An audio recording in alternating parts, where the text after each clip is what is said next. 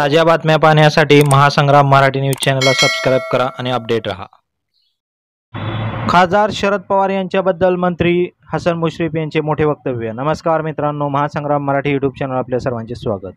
राष्ट्रवादी काँग्रेसमध्ये पडलेल्या फुटीनंतर शरद पवार यांची साथ सोडत उपमुख्यमंत्री अजित पवार यांच्यासोबत गेलेले आमदार हसन मुश्रीफ यांच्या विरोधात कागल विधानसभा मतदारसंघातून खासदार शरद पवार यांनी त्यांचे विरोधक समरजित सिंह राजे घाडगे यांना राष्ट्रवादी काँग्रेसमध्ये प्रवेश दिलेला आहे। या प्रवेशानंतर उपमुख्यमंत्री अजित पवार यांच्या राष्ट्रवादीचे मंत्री हसन मुश्रीफ यांनी खासदार शरद पवार यांच्याबद्दल मोठे विधान केलेले आहे। पहा नेमकं काय म्हणलेत मंत्री हसन मुश्रीफ। आता काल साहेब आले म्हणजे या अल्पसंख्याक माझ्यासारख्या सामान्य कार्यकर्त्याच्या मागे का लागलेले आहेत? पवार साहेब मागे लागले कसं म्हणायचं? पवार साहेब मागे लागले का म्हणावं लागतं तुम्हाला? नाही, पण अशी ते पवार साहेबच म्हणतात ना दरवेळेला।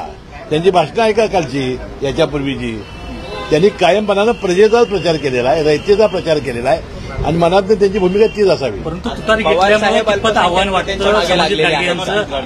हे बघा, आता निवडणुकीचा रिझल्ट कळवेल। आपण निवडणुकी आधी बोलणं बरोबर नाही। शेवटी कुठल्याही माणसाला आपण कमी लेखत नाही, परंतु पवार साहेब से मेरा बैर नहीं, समरजत अब तुम्हारी खैर नहीं।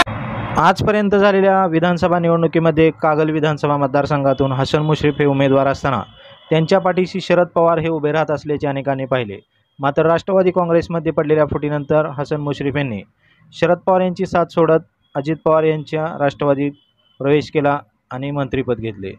यानंतर शरद पवार यांनी विधानसभेसाठी आता त्यांचे विरोधक असणारे समरजित सिंह राजे घाडगे यांना भाजपमधून थेट राष्ट्रवादीत प्रवेश देत त्यांच्यासमोर आव्हान उभे करण्याचा प्रयत्न केलेला आहे। या संदर्भात मंत्री हसन मुश्रीफ यांना विचारले असता त्यांनी थेट शरद पवार यांच्याबद्दल रोखठोक विधान केलेले आहे। याबद्दल तुम्हाला काय वाटतं नक्की कमेंट करा आणि व्हिडिओ आवडल्यास शेअर करा। धन्यवाद। आपण जर हा व्हिडिओ यूट्यूबवर पाहत असाल तर आमच्या चॅनलला सबस्क्राइब करा आणि फेसबुकवर पाहत असाल तर चॅनलच्या पेजला फॉलो करायला विसरू नका।